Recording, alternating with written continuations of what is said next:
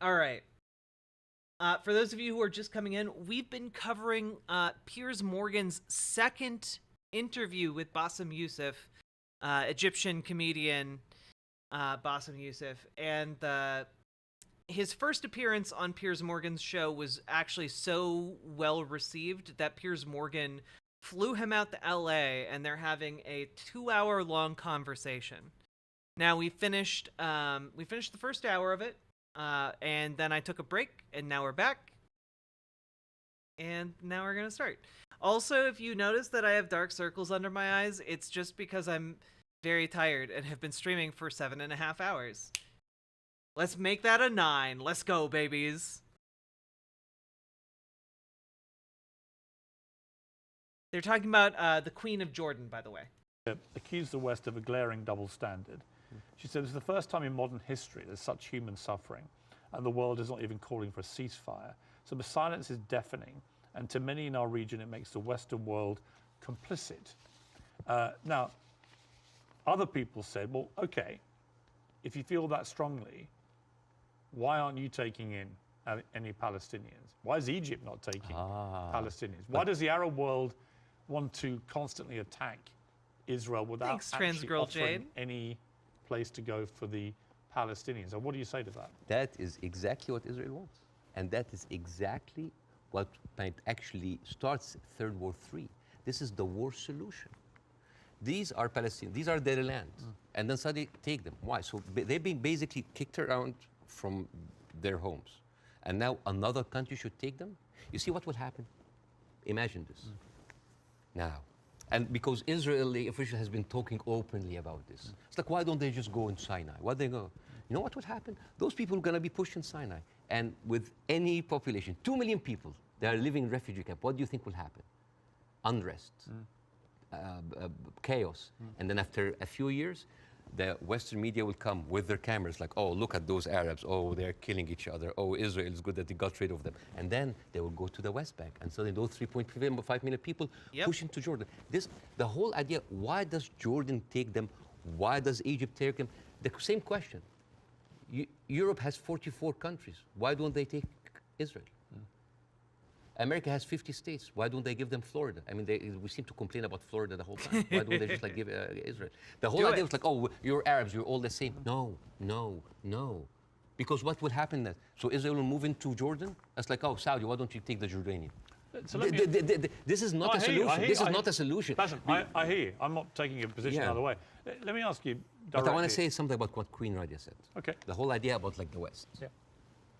I think that in 3 weeks, Israel morally corrupted the West like no other. I think the West will have a lot of time to recover because for years, the West has been telling us, oh, look, we're liberal. We're all about human rights. All are equal. Adopt our values. And then suddenly, well, you don't want to even to cease. We don't want to even tell Israel to stop. And suddenly we wake up and we found McDonald's are giving free meals to the Israeli because like nothing will make you feel better after killing a bunch of Palestinian kids than a Happy Meal. So let me ask you this. They have a toy. So this brings me to Hamas, okay? So what Israel will say, because they say it to me every time they come on the program, whoever from Ehud Barak to Natalie Bennett, whoever it may be, they say, look, we suffered such a catastrophic terror attack on October the 7th that we have decided we are going to get rid of Hamas. There are 40,000 or so Hamas terrorists in their eyes who need to be got rid of. And I do believe they're terrorists. Only terrorists can commit the kind of act of terrorism we saw. So can we, on that point, can we agree on that? Do you believe Hamas is a terror group? It is classified by America as I'm not a big fan of Hamas, and they are a militant group. That does like stuff like... Are they terrorists, do you think? Yeah. Cool. Okay. So we agree on this. So you have 40,000 of them living in Gaza amongst the civilian population.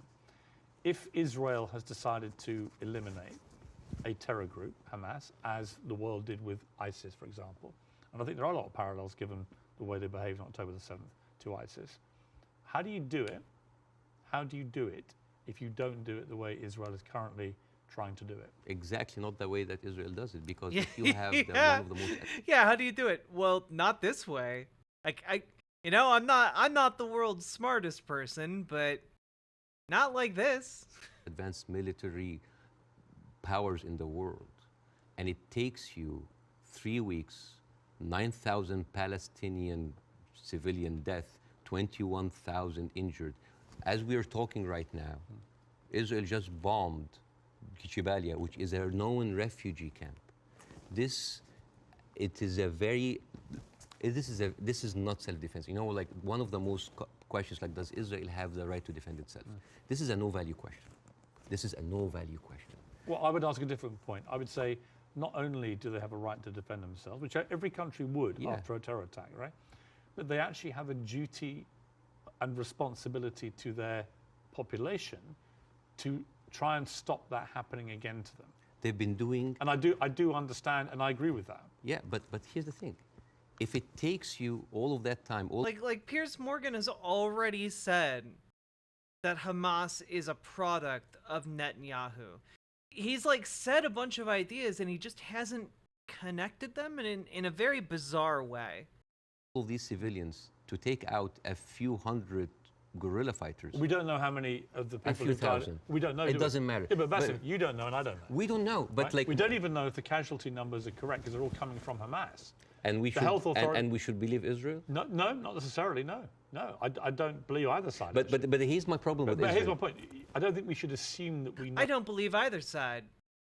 Yet I will quote Israel's numbers basically without checking them first. Ilarion, I'm doing all right. How are you? Know these statistics are correct.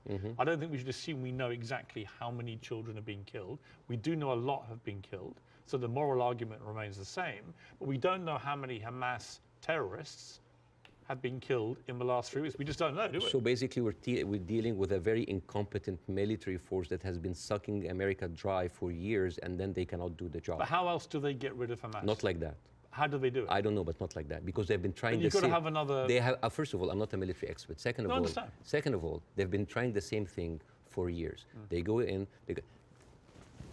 This is not an eye for an eye anymore. This is an eye, a limb, a life, a house, a neighborhood, a whole population for an eye. They don't see. I mean, your friend Ben Shapiro that you particularly despise. Oh, I love Ben Shapiro. He's very smart. Oh, yeah, but you've been very critical. I mean, that's fair enough. I'm sure he would be of you. But when I asked him about proportion, he said, I don't care about a proportionate response. So let's kill civilians as... Hamas did this, so we are going to get rid of Hamas. But it's not, in his eyes, it wasn't eye for an eye, tooth for a tooth. It was this group of terrorists did this, and we are now going to rid the world of these terrorists. And this is very important to look at things in context. When you see how Israelis talk inside their community. There was a very famous post by Uriel Eritzol. He is the speechwriter of Netanyahu. He said, what is so horrific about understanding that the whole Palestinian people are our enemies? All of them are enemy combatants. We should kill them, kill their mother, destroy their homes, the homes that they raised those snakes, so no snakes will be raised in this house anymore. And this was reposted by Ali Chaket, which is the Minister of, wait for it, Justice. It's not about Hamas anymore. It is not about Hamas. They can tell you it's about Hamas, but it's not about. It is basically. They have said it many times, Piers. This is a way to kind of push them into Sinai. This is not about eradicating Hamas. This ship has sailed. I am sorry, but like anybody who still believes that this is about Hamas is stupid, because they. See, I don't agree with that. Really? No, because I think. But why there? I tell you what, I don't agree. There are like 100 people. I think killed in any Gaza country, and any West Bank. country that suffered the kind of terror attack that Israel suffered, with the kind of death toll that occurred that day, 1,500 plus people, grandmothers, kids, young women being raped, kidnapped, beheaded, it's been reported, and so on. Well, you can raise an eyebrow. I mean, they found a young woman's skull, right? But what about the babies that were beheaded?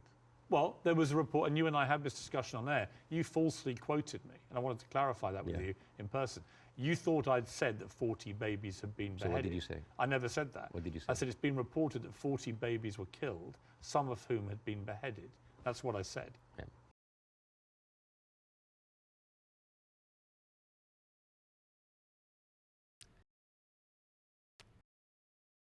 That's a very fine distinction there, Piers. Totally, So totally different. Yeah. There's a very different. Yes. Totally different. Yes. Totally different, dude. You accept it? English as a second language, so But they're different things. Of course, yes. So you're saying 40 babies have been beheaded, and 40 babies have been reported to have been killed, including So some where are those who were beheaded beheaded. babies? Well, apparently journalists are being shown utterly horrific Okay, footage. this comes to a very important question about credibility. Again, I'm not condoning what happened in October 7th, but I'm not a journalist. But as a journalist, wouldn't you take anything that an authority would say with a grain of thought? Yes. Especially if this authority have a long history of lying. And I'm just going to give a few examples. 1996, they bombed Kana. It's a refugee camp. They killed 106 people. Despite that they knew it's a refugee camp. They said, oh, maybe it's a one-time off. 2006, they bombed Kana again. 2014, they killed 2 teenagers at a checkpoint. They denied, as usual, but CNN was there. So they said, we have to say it. 2018, they killed a medic, a Palestinian medic, and they fabricated a video showing that it's someone else, that he was a human shield. And then I would say, can I just finish Yeah, that? but I do want to respond. And then 2010, they killed Ahmed Oraikat, denied it, then said, it's okay, it's us. 2021, they bombed the media office in Hamas. It's not us, but no, I'm sorry. And then 11th May 2022, Shireen Abu Akleh, a reporter, your colleague, she's Palestinian, American citizen, she was shot in the head. And they provided forensic evidence and even a doctor's video that it was not them, it was Islamic Jihad. How can I expect to believe this regime, especially if the president of Israel comes down with this ridiculous thing? Have you seen him there? No. He said, okay. This was reported by Sky News, and it was the funniest thing I've seen in so much. This was a Colin Powell moment, but like the cheap edition. Mr. Herzog said, like Isaac Herzog, it's like, we have found evidence on one of the terrorists, a manual to create chemical bombs. And then he showed this. And this is, I just want to say, why would a foot soldier go into enemy with like a manual to chemical bombing? It's like, is that BYOB, bring your own beer bomb? It's, like, it's crazy. And what he like have like local ingredients to make, and then this is like, this is a manual of Al-Qaeda, of course, conveniently written Qaeda. And let me read it to you in Arabic because this is funny. So, النشرة الدولية المعنية بالتطوير الذاتي والمعرفي للمجاهدين, which basically say, this is basically like a catalog for self-improvement for mujahideen. I didn't know that they have life coaches. So this, and you know what Sky News said? It's like, we cannot confirm or any of this, but we will show it anyways. So and let me they wrote respond. so this is like this is a lying government. So let me respond. I do think the Israeli government has lied. All the time. Right? I do think they've lied. I'm not going to dispute that. I do think they've been caught lying. I do think they've said things that turned out not to be true. I also think that 2 weeks ago, a hospital was bombed. Yes. And it was Who do immediately... you think did it? Well, I'm going to tell you what I think. Hamas immediately tell the world it was an Israeli airstrike and that 500 people were killed and that the hospital had been destroyed. And then as the next couple of days go by, the hospital is relatively undamaged. The car park was obliterated. Many fewer people than 500 were killed. How many people died? We don't know, because actually we're reliant on the Palestinian... Thanks, Juby the Silent. ...which is Hamas in Gaza. I'm really looking forward to so we don't delivering. know the number, but a lot fewer people died, it would appear, than the Like 500. 100? We don't know. 50? Either way, it's appalling, but it may not have been anywhere near as appalling as was first said by Hamas. But here's the point. Most independent studies of what happened have concluded that it was almost certainly a militant stroke terror group inside Gaza. And they... But again, why?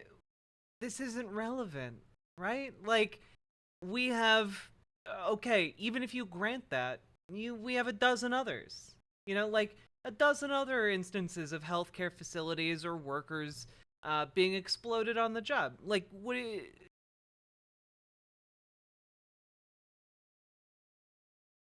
They fired a rocket which landed... It's okay, Kyryu goes with the territory. If you guys really want to show my haters, drop some subs or donos my way, my friends. ...the hospital car park. In other words, it wasn't an Israeli airstrike. So I have an issue with that.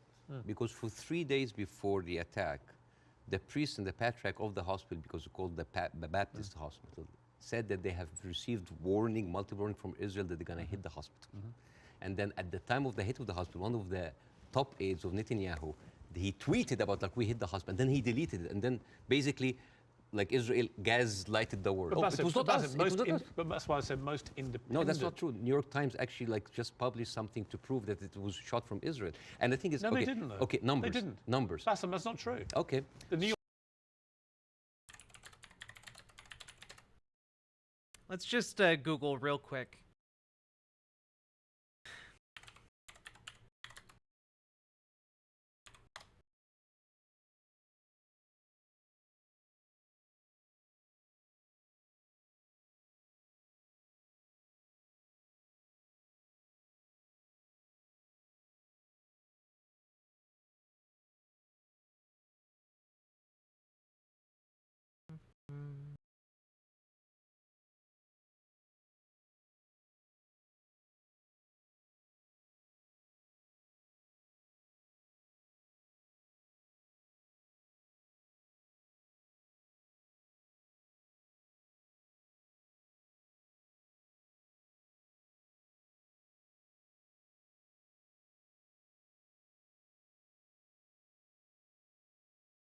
I would love citations, CNN.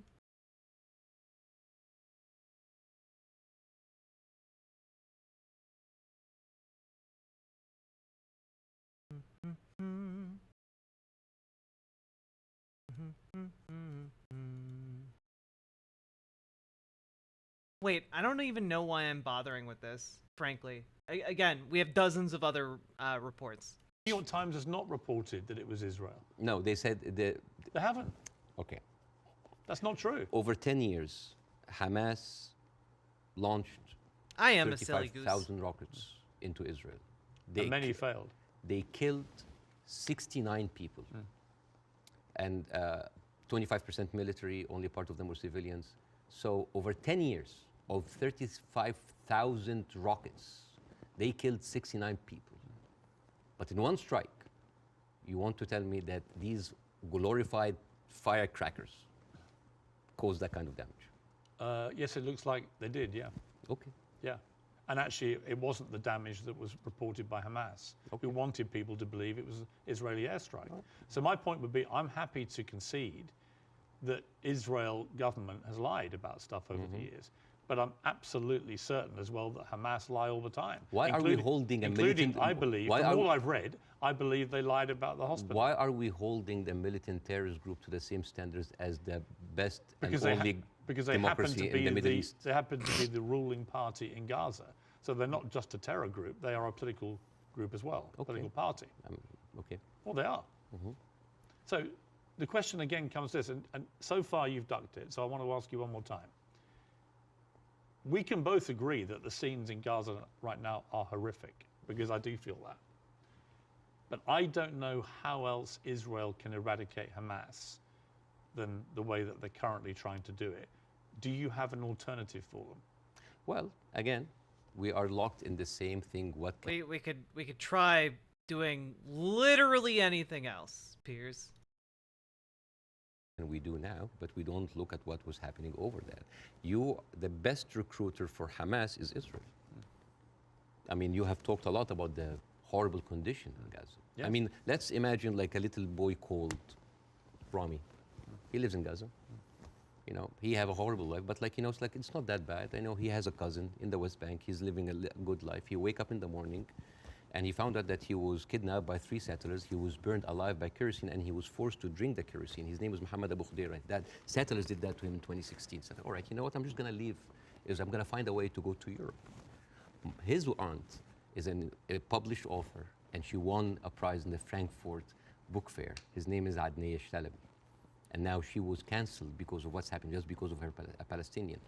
His other aunt in America, his name is Amawi. She is a speech therapist, and this is close to my heart because of my son. And she was fired because she did not want to sign the government contract that said that you cannot join BDS, which I don't understand Why do people choosing to protest peacefully by not buying goods from a certain country? Why would the United States make that its own issue? So, and this guy, this Rami is being approached by like, oh, join Hamas, join us, let's go kill Israel. No, I don't want to kill. I'm going to live in Gaza. It's a life. But 97% of water is not good for human consumption. Half of the population are anemic. Even the is not being treated, and it goes into the shores of Israel. It's like, oh, those Palestinians. It's horrible. Yeah. So, and then he wakes up in the morning. He doesn't think about killing Jews the first thing in the morning. He thinks about being there at 5 o'clock at the first 50 people in the line for bread, because if he doesn't, he will miss the food for his family. And he goes back, and he finds a message saying that we are going to bomb your house. He comes back, he loses his whole family. Now, tell me, what is a proportionate response for that? I don't know. I don't know. You cannot create terrorism and then you... I don't know. You know, it's very interesting that Piers feels like he can say, I don't know, to these horrific questions, and yet he faces Bassem with like, well, what is Israel supposed to do about fighting Hamas? It's so weird. Bassem is expected to have a ready-to-go solution for the entire Israeli military to deal with a delicate terrorist organization that is deeply embedded in a civilian population. But Piers Morgan, you know, when he's asked a simple question about an individual actor who just loses his entire family due to Israeli bombing, just goes, I don't know.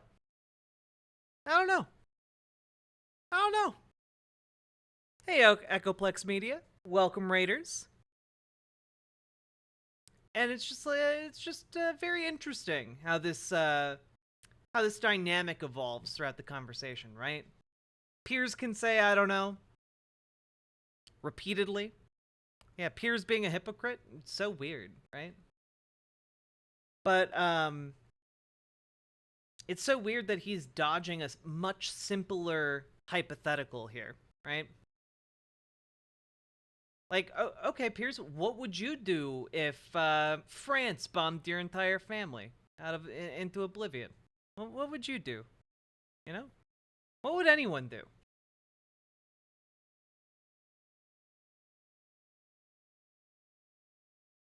And so, I don't know, it's very frustrating to me to watch this.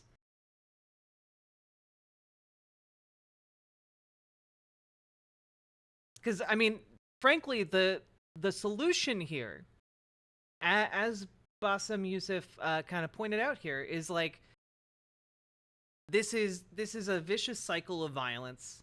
The only thing that can really bring it to an end is breaking that cycle of violence by coming down to the table and negotiating a two-state solution. That's the only way to break this cycle of violence. You want to destroy Hamas? That's the way to destroy Hamas. And you can destroy Hamas that way without firing a single shot, without dropping a single bomb. But that wouldn't satisfy the bloodlust. That wouldn't, frankly, be very popular.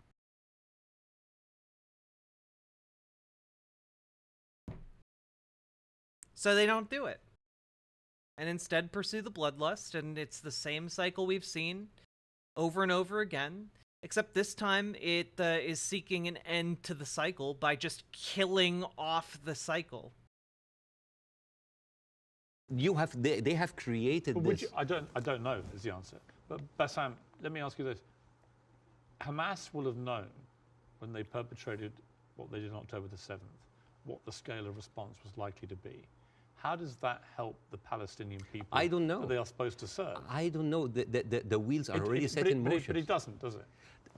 I do not, you know, I feel sometimes that Hamas is with us in the room, that we are bringing Hamas.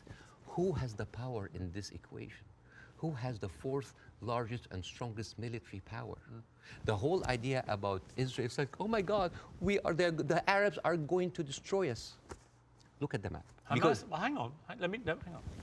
Hamas's stated goal is the eradication Yeah. of Israel and the Jewish people. Yes. They make no pretense about it. They've made no attempt, unlike the Nazis who try to Absolutely. cover up their crimes. Absolutely. They've made no attempt to try and Yes. deny what they brazenly boasted about it. Yes. They are proud of what they did.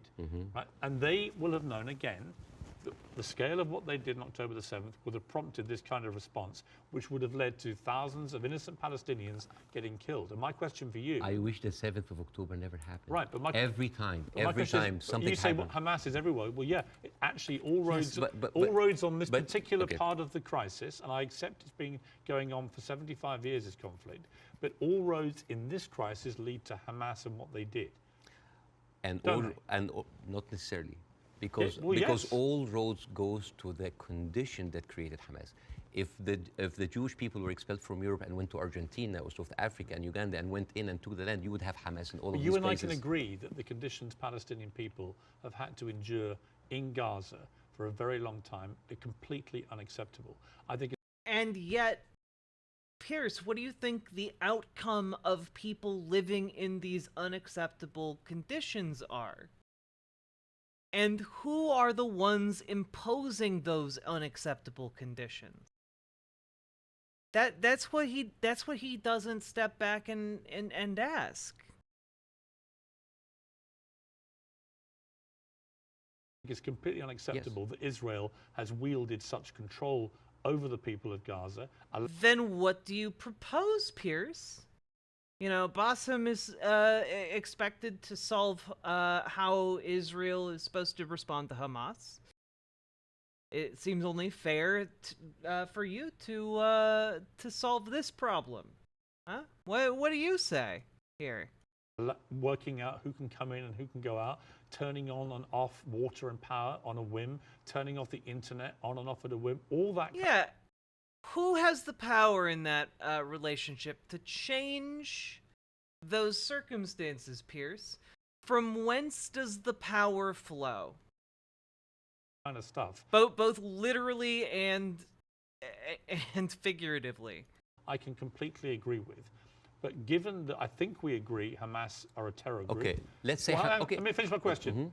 Given that we agree that Hamas is a terror organization who have a publicly stated position of annihilating not just Israel, but Jewish people, and as we saw on October the 7th, they mean it. If you are Israel, what do you do to get rid of those people who have shown the world that's exactly what they will actually do if they get the chance? You know what I would do? I would give the Palestinians what they deserve. Terrorism is a virus. Yes? It's a virus. I agree. If a patient with a flu came to you and you're a doctor, how can you treat that patient? How do you treat it? As a doctor, how do you do? Well, you're the doctor. You give them nutrition, Yeah. fluids, Yeah. and rest. So the immunity of the body gets rid of the virus on its own. If I received that patient with a flu and I took a sledgehammer, it's like, why are you not getting better? Do you think that patient will get better? No. You are weakening him. You are making him worse. Israel did not just like weaken the body of Palestinians, making them unable to get rid of hate and radicalism. They have openly bolstered about helping and giving money to the same terrorist organization. So, I agree. I think Netanyahu is complicit in keeping Hamas in power because it suited him politically. yes, And I think you can't get away from that. yes. There's no question of that. But there's also no question. So much of this is leading a horse to water. Like, Bassem is just doing his best. Here's the water, Piers. Here's the water. Won't you fucking drink it? And Piers Morgan's just like, I don't have an answer for that. That the Israeli government, led currently by him, has to stop Hamas from perpetrating another terror attack. And again, it comes down to this question. What do they do to get rid of Hamas if it's not what they're doing? I don't know. But like, as an Israeli citizen listening to this, how come that my prime minister bragging about giving money to the terrorist group that he is using right now to eradicate a whole group of people, and yet using them as an excuse? Isn't that weird? This is like Yeah, but I can agree with this you is about like that. Tony Blair being like found like giving money to Al Qaeda or ISIS and then going to fight them. How does this work?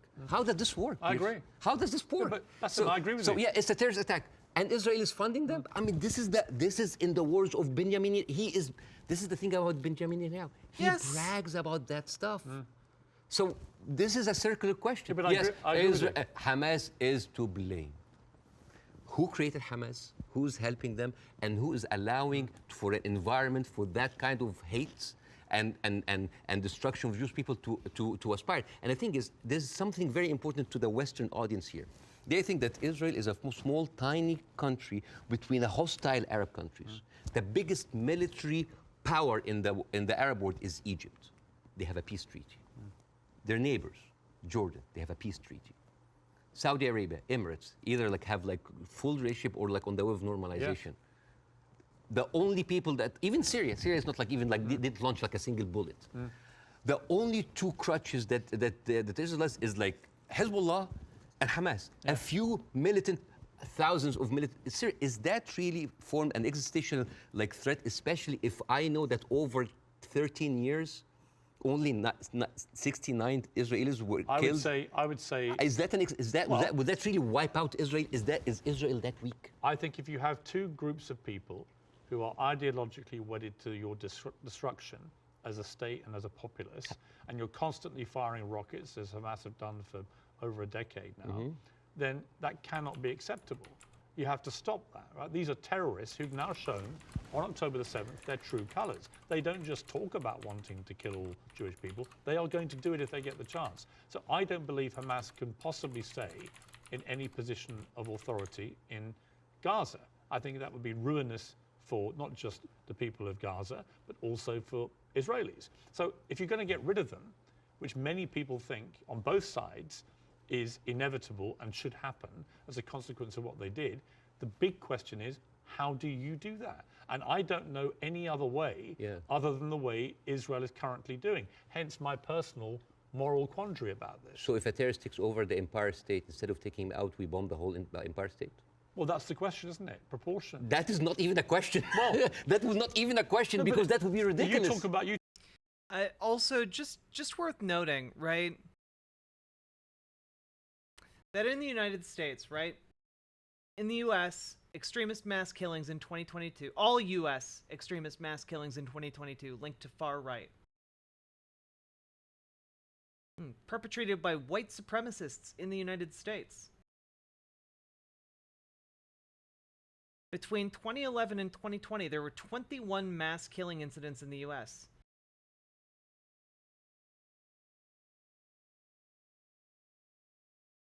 And between 2010 and 2020, 164 people died in ideological extremist-related mass killing incidents. Now, if you were to apply this, right, to Israel-Palestine, does that mean the U.S. military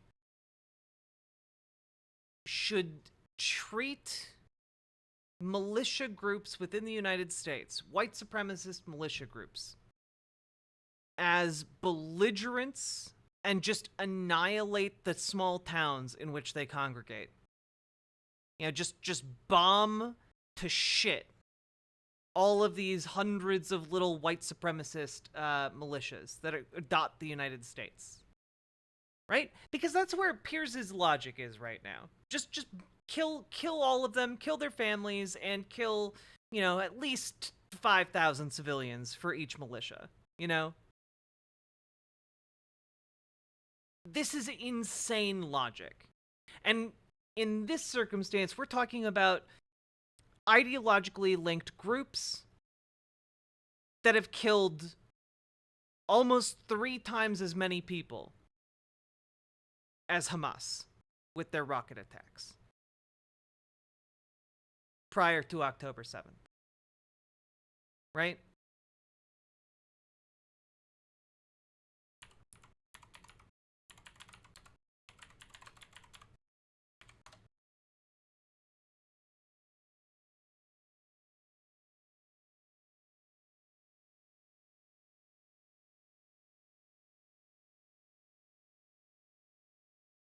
You talk about the normalization of the region. I mean, the theory that I most buy into, supported by recent, I think, Wall Street Journal reporting, that hundreds of Hamas terrorists had gone to Iran for training before this attack. Okay. It had obviously been very carefully organized, and so that is, I think, highly likely.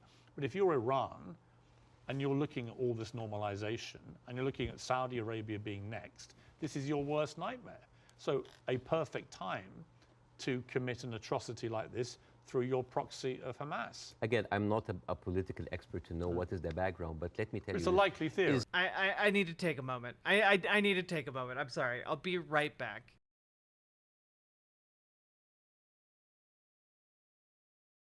Fuck!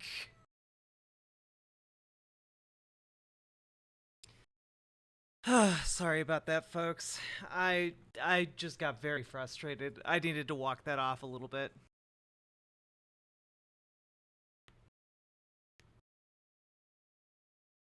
I'd love to just converse with people about this issue. Well, Clark Griswold, you came to the right place. Because we are about nothing if not conversing. All right, let's do this. Strap in. Strap on. Strap up. Is Hamas justified? Is all of the horrible conditions that Palestinians are living in, is that a justification for Hamas doing what they did in October 7th? Good. Do you think Classic banana milk, you know what's right. up. So we're agreed. No, of course. So let me ask you the question a different way. There is no justification what Israel is doing now. No Hamas, no terrorist attack justifies this.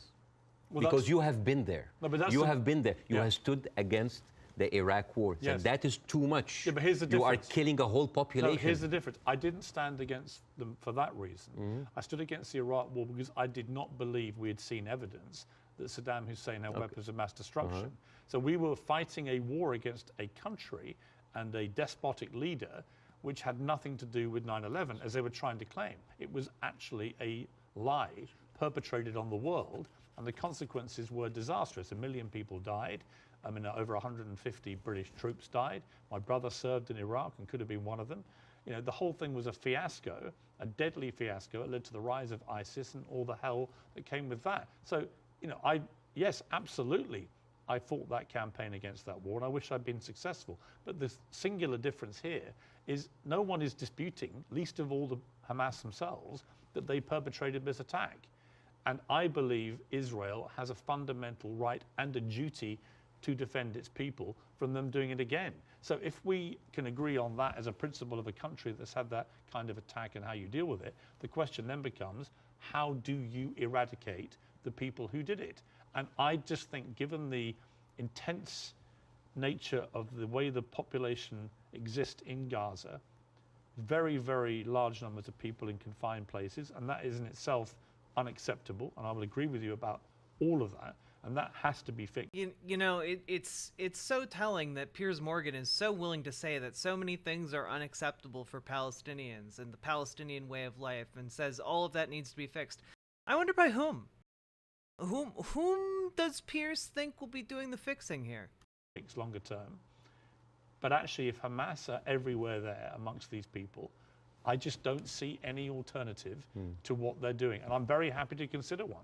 But I don't think you have one either. So if the Iraqis were actually, there was evidence that they were behind 9/11, would that still be okay to kill a million Iraqis? We have a parallel, which is Afghanistan. And in fact, I would say, but that raises a different question. So was the Afghanistan war just? I believe it was, in a way that Iraq wasn't. I believe that Afghanistan was harboring terrorists, Al-Qaeda. How was that justified? Osama bin Laden wasn't even in Afghanistan. The people who plotted 9/11 weren't in Afghanistan. And most of them, again, had ties to Saudi royalty. Because again, Osama bin Laden is from one of the wealthiest families in Saudi Arabia with ties to the Saudi royalty. Like, what are you talking about, we know dude? that they were training there. We know the Taliban were there. And we went in, we launched this war. It goes on and on and on. Huge bloodshed on both sides. And in the end, after a ridiculous overnight pullout by America and President Biden, the Taliban are back in charge and waging the same kind of medieval rule they waged before all this. So you got two things. Was it justified to strike back at... You know, Bassem came so close. He came so close, Chad. Afghanistan for harboring al-Qaeda? I would say yes. Did the means in the end justify the war? You could argue no, actually, because actually you ended up with the Taliban back in charge. So they're two different things. And it may well be here, by the way, as I've said, that if Israel pursues this ground invasion, it backfires horribly. It leads to a much wider conflict involving many other people, possibly including Iran directly. And it could be a horrendous escalation and a massive war raging through the whole region. And that is my fear about it. But I come back to the central point of justification, and I'm really struggling to see what else Israel is supposed to do to get rid of Hamas. And if you've got an alternative, let's hear it. I do. Piers, this is never about Hamas. Believe me, it is never about Hamas. If somebody tells you who they are, listen. Israel has been telling the world all the time, they need to clear the Gaza Strip into Egypt. You think that's always been the plan? Always there. I mean, they have said it. They have said it many times. Why does Egypt take them? And do you think when Egypt takes them, do you think they'll go back? No, never. And then when they're done with Gaza, they will go back to the West Bank. They will kind of like build the settlements around them, and then until they push them into Jordan, because that is the plan. They have token. That is the system they have set up. That is the end result of the system they've set up and pushed upon the Palestinians. Not just Benjamin Netanyahu, everybody said like there's no state, two states. It is one state and it's for the Jewish I don't people. think he believes in a two-state solution. Nobody believes in a two-state solution. It is one state. But nor do Hamas, obviously, and they're the ruling authority in Gaza. They don't. You see what you're comparing? It's a militant group. It's a small militant group. But they are Israel as a nation. They are the elected political leadership. They were elected in 2006 and 50%. They were elected in 2006. Most of the people in there didn't vote for them. Of the people in Gaza right now are under the age of 16. They were not even born. I understand. Yeah, like so. And the thing. All right. So Bassem, let's agree about that.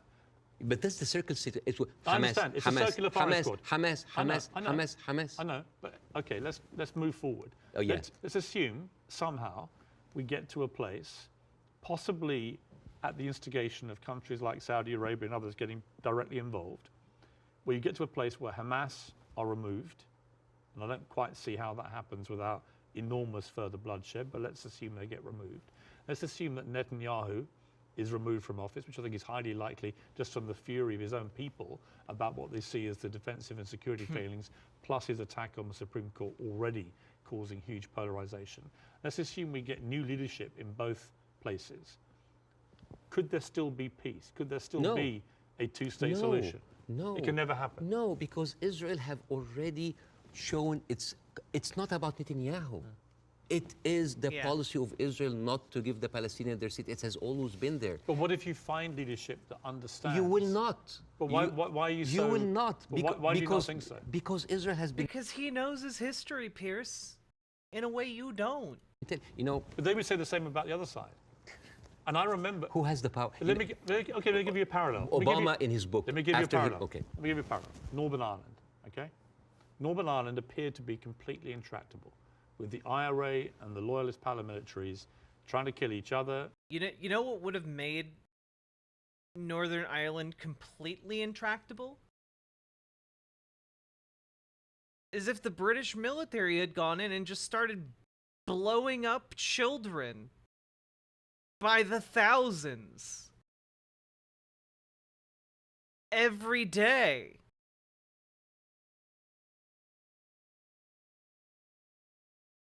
Like,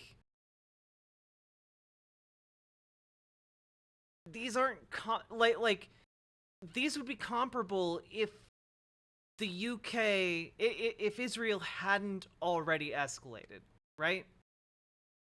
But like, it's been escalated for like the last 75 years. In the IRA's case, trying to kill British people as well, because they did not want this to go the way that people wanted it to go.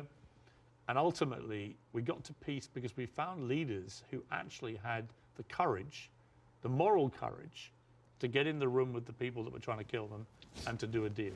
I don't think you can do that with Hamas. They're on a different scale altogether to the IRA. But we did have a seemingly intractable place riddled with violence on both sides. And eventually, we got peace. Do you not see there's any chance of doing that here? No, not with Israel. Obama, after he left office, he wrote in his book, the problem with the Palestinian-Israeli conflict is that one side is extremely powerful and one side is extremely weak. There is absolutely nothing to oblige that strong side to give anything. All over the years, Israel showed you many times that they are not interested in peace. Leave Gaza. Forget Hamas for a second. The West Bank. What have they been doing in the West Bank? The illegal settlements did not stop a single day. No, they no. Are and it's completely wrong. yeah, but the thing But is it's wrong. I agree with you. But let him finish his point, Piers. The settlements have a systematic purpose. They are backed by the power of the state. They turn into areas that get annexed by the state. What happened with the Golan Heights, Piers? It got annexed by the state after settlers came in, kicked Palestinians out of their homes, burned down villages. And that is the systematic reality of the West Bank. And it has been for a very long time now. So you can say, oh, that's so wrong, that's so wrong, that's so wrong. But we need to talk about the system there that is at work, that is perpetuated by the state, that serves a purpose and has an end goal, an end point. And that end goal and end point is the exact same as the one at the end of the Gaza Strip, at the Rafah crossing, right? That goal is to push the Palestinians out of Israel. But you see what they're doing in the West Bank right now? They are creating little Gazas. They are creating little Gazas. Yeah. And until they are like squeeze them. It's completely wrong. There Bassem. is a hilarious documentary called The Wanted 18. It is like an Israeli-Palestinian co-production. And it tells about the incredible story about the residents of Beit Sahur. It's a Palestinian town next to the Nazareth. And they said they don't want to depend on the milk coming from the kibbutz. So they bought 18 cows. 18 cows. And they didn't know how to milk the cows or have a cow farm. So they were like engineers and doctors. So they sent people to kind of like to learn how to do the farm. So they bought the cows and they started to produce milk and they started to sell the milk to the villages. The Israeli authorities were not very comfortable. So one day the military government came in and was like, those cows, and I quote, constitutes an existential threat to the national security of the state of Israel. You need to get rid of them. And the movie goes about like the hilarious attempts of hiding those cows between the butchers and the houses. And in one scene, a cow is actually running and the Israeli soldiers are like running behind it and they corner it and they corner it and they're about to kill it. And you know what did the cow say? You didn't fall for this, cows don't speak. Yeah! But you know. Also, just as an FYI, right? In case you're wondering what he means by they're building up little Gazas, right? So the areas in kind of this tan color are Palestinian areas, right? All of these dark blue areas here are settlements. These little dark blue areas, those are settlements taken from Palestinians.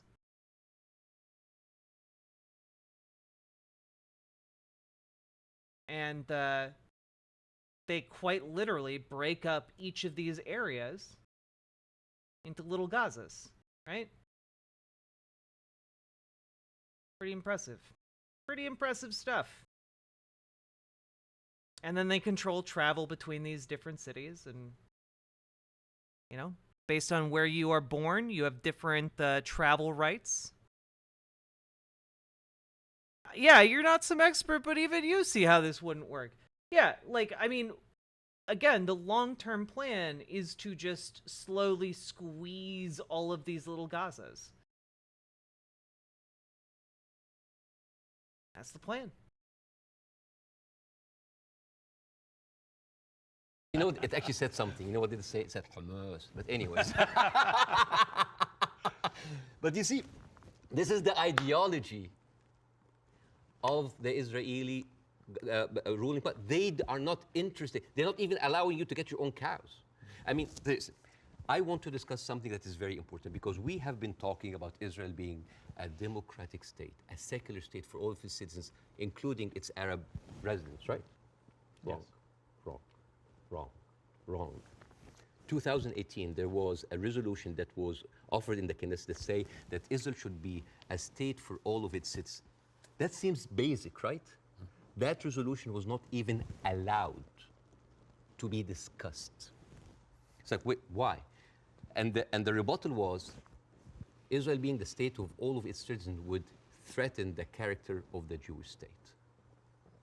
There is, I have a friend of mine, his name is Andrew. He's Palestinian Christian, they do exist. And his family comes from a town called Tarshiha. As many Palestinian towns, these were like, you know, had another Israeli town called Kafar Vradim. It is a left-leaning town. They voted against Netanyahu by 70%. And they announced an auction to sell houses. And then they noticed that most of the applicants were Palestinians. They canceled the auction. Why? Because in each Jewish town, there is something called admission committee that can decide who can live in this town. Sounds like Jim Crow for me. And then they canceled. And you know what they say in the reason? Yep. They say, Kafar Vradim welcomes all citizens of Israel despite their race, gender, or color. However, the majority of the town would like to preserve the character of the town as being Jewish, Zionist, and secular. How does this go together, secular and Jewish aside? You know, and this brings me to this picture. This is a very famous picture. You know, remember this picture? I'm sure you've seen it. Yeah. This, for the people who don't know, this from San Augustine, Florida, 18th of June, 1964. This was a white-only motel. And these are black activists who wanted to defy the law and jump into the hotel. This guy, he's the owner of the hotel. His name is James Brooke. And he was pouring acid to scare them out of the hotel. His neighbor said that James Brooke was a victim because he was just following the law. And you know what James Brooke said? He said, it's not like I don't like black people. I just don't like them in my swimming pools. Now, if an official said that, wouldn't you say that this town has kind of a systemic racism? Yes. This quote was not said by James Brooke. It was said by Deton, the head of the Galilee municipality, when he said, I don't like Arabs. I don't just like them in my swimming pools. The town of Nazareth Elite, 2010, the Arab Christians in the town, they requested to set up the Christmas tree next to Nazareth. This is the birthplace of Jesus. And you know what they said? We cannot have it because non-Jewish symbols would offend Jewish residents. But this comes back to what you were saying at the start, which is about the hate on both sides. No, I'm not talking about the hate. I'm talking about this shining example that Israel won't tell the world that we are like the Western world. We are secular. I don't know if you know this, but they're not just like secular, like Christians against their own Arab. I'm talking about like Arabs with Palestinian, with Israeli identity. What's interesting to me is that Piers was trying to say, well, that's what I was saying about hate on both sides. But notice, like, Bassem wasn't talking about hatred. He was talking about state policies. He was talking about policies enacted and empowered and enforced by the state. I'm talking about them being even racist against their own people. 1950, Yemenis immigrants that came from Yemen, and they were in the transition camp waiting to be transferred into Israel. Their kids were taken away from them and given to white Ashkenazi Jews because they were not white enough. But Bassem, what would happen if a Jewish person went to Gaza? Why would they go to Gaza? And exactly. Even I wouldn't go to Gaza. Exactly. That's my point. Yeah, So- it's a dystopia. Who? But like, but I'm just. So it's wanna- not just, it's, you're but- raising points about Does he not know?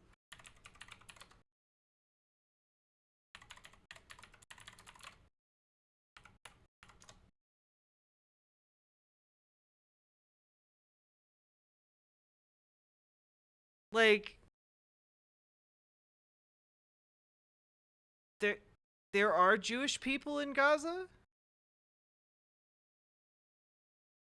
Like,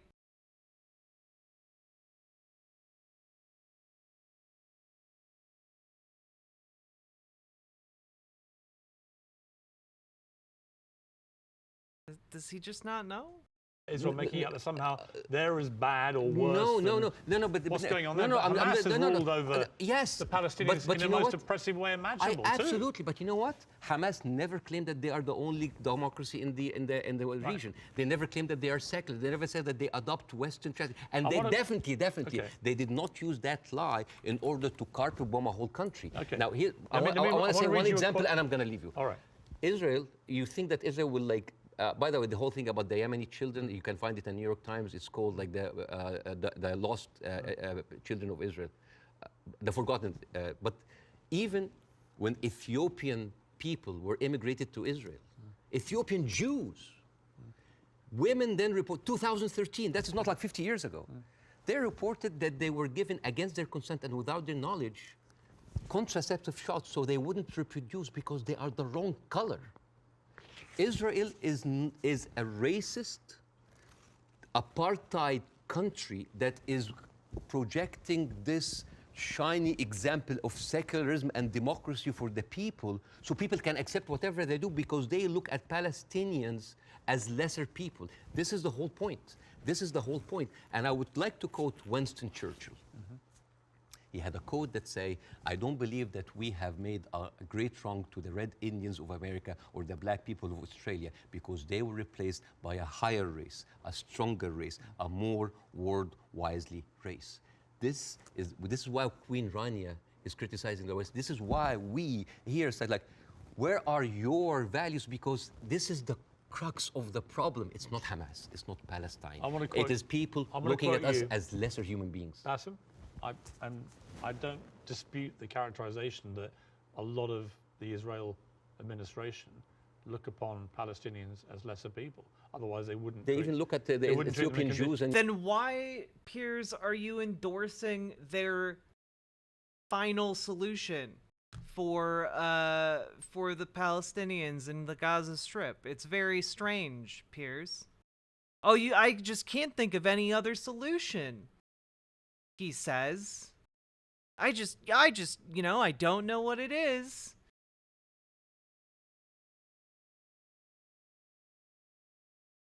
Guess they all do have to be bombed until they decide to leave the Gaza Strip and go into the desert.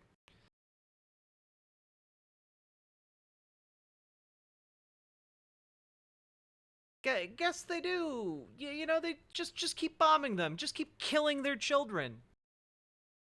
Until they leave. Or die. Either way.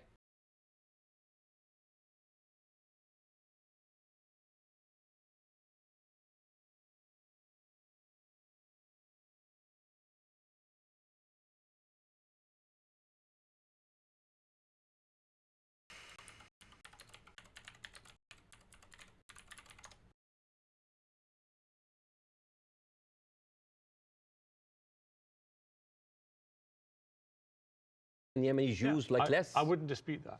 I want to quote you to end this. No, why would you end this? Don't end this. We'll be talking for 2 hours. Why not? At some point, We're we have to having end an this. amazing We time. can do another interview. Well, this. Oh, Clark Griswold, I was making reference to the fact that the Gaza Strip had Israeli settlements.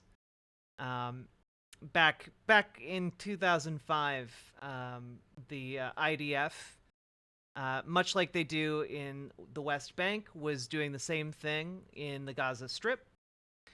And just, again, settlers came in, bulldozed Palestinian homes, replaced them with their own Israeli homes, and the IDF protected them. and just continued to encroach on the Gaza Strip. And in fact, just apropos here, those settlements did get dismantled following, like in 2006 or something, 2010, somewhere in there. But hey, guess what? Don't worry about it. Haha. Former Jewish settlers of Gaza hope to return to the Strip. You know, once the Palestinians are gone because of the bombings.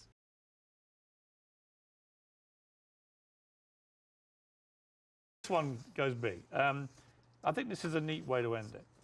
He said, I actually believe there is a middle ground between everybody and they can meet. I direct my criticism for the extreme of each one of them. That was you, Bassem. Yeah, here you go. Mm-hmm. I agree with that. But I don't share your view there can never be peace in this region. I think there can't be with the current leadership structures in both countries, or both places.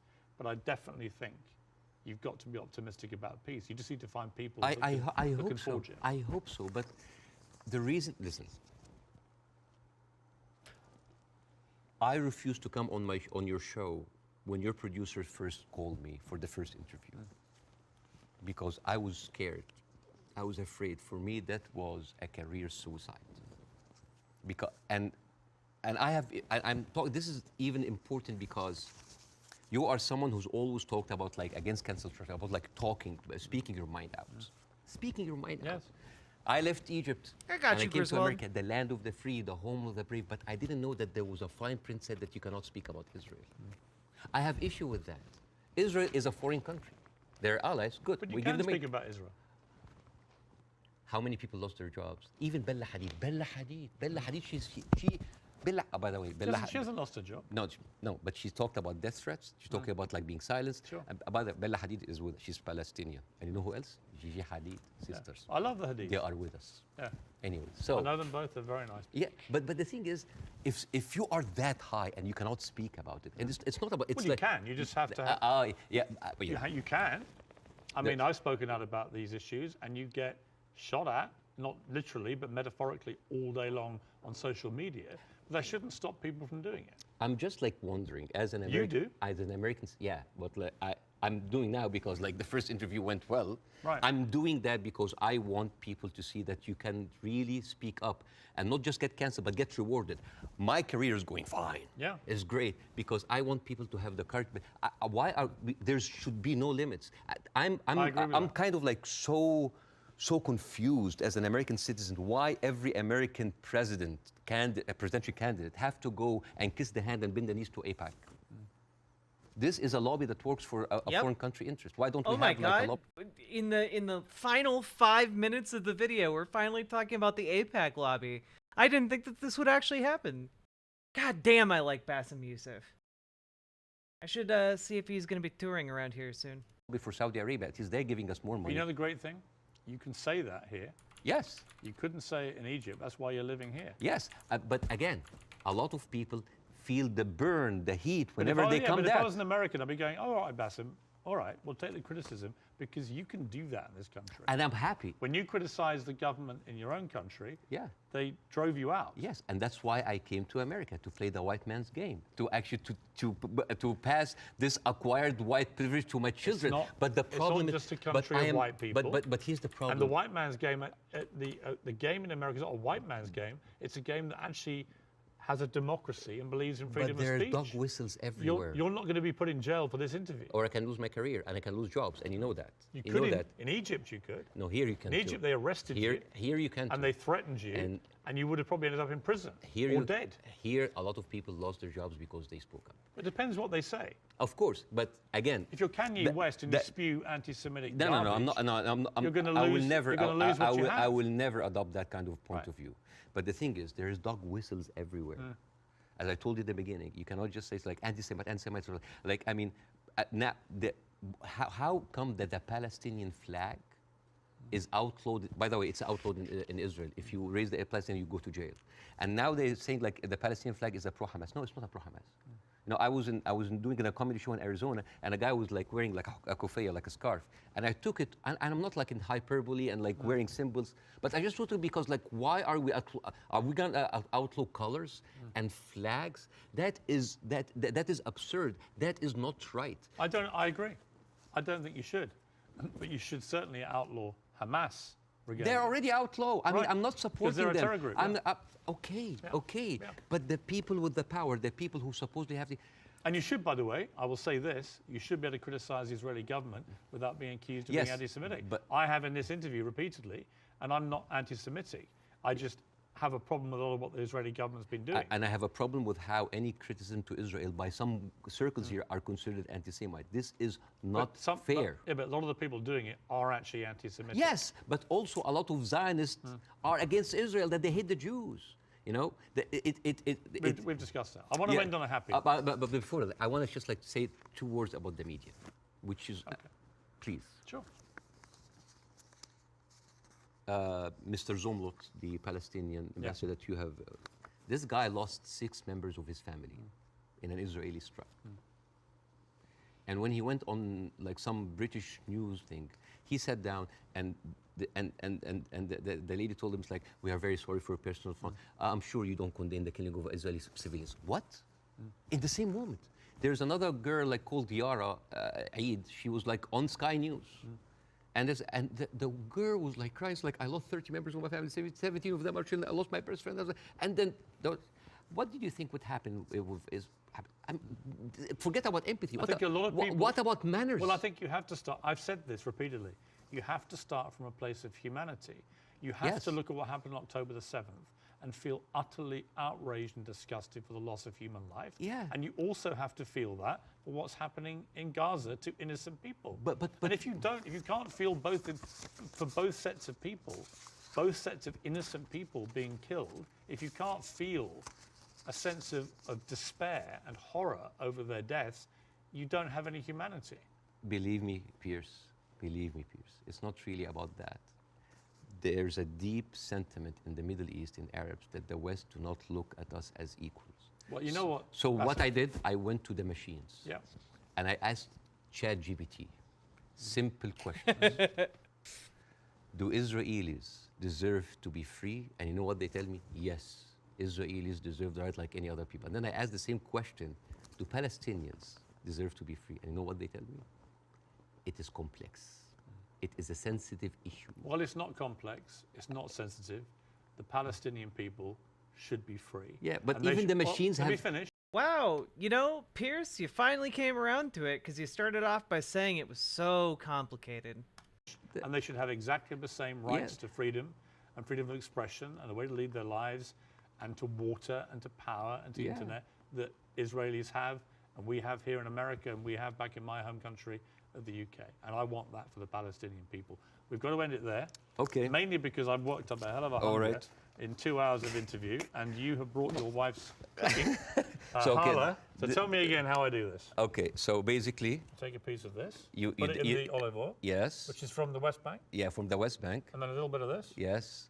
God, the amount of poise Bassem Youssef has in order to, like, come back around to this moment of humanity at the end of all of this when Piers Morgan has been, like, an absolute monster throughout major portions of, like, the last hour of this interview. I have a lot of respect for this man. Like that? Yes, yes. This is like amazing oil coming from the olive tree. This has come from the West Bank. Since 1967, Israel have actually uprooted 800,000 olive trees, just two. That is absolutely delicious. I know. Please thank your wife for me. Thank you. Wish her Sister all the O'Fields. best and her family, particularly those who are obviously in Gaza. It's been great to see you Thank you so much. in America. Let's do it again. Let's do it again. Let's keep talking. Yes. I honestly think the way through this is people keep talking. Yes. Good Thank to you. see you. Thank you so much. That was really good. That was a really good conversation. I felt like he came so fucking close. Like, Bassem came so fucking close to cracking Piers Morgan and getting him to understand Like he was cooking that entire interview. He was slapping the bass. Okay? Just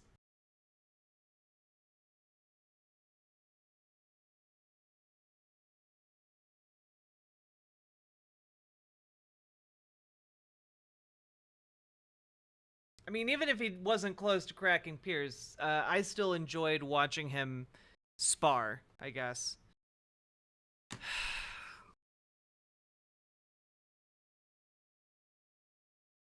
Again, I always have to keep coming back to this. It's not complicated. It's not a complicated moral conundrum. Apartheid is wrong. Genocide, wrong. Ethnic cleansing, wrong.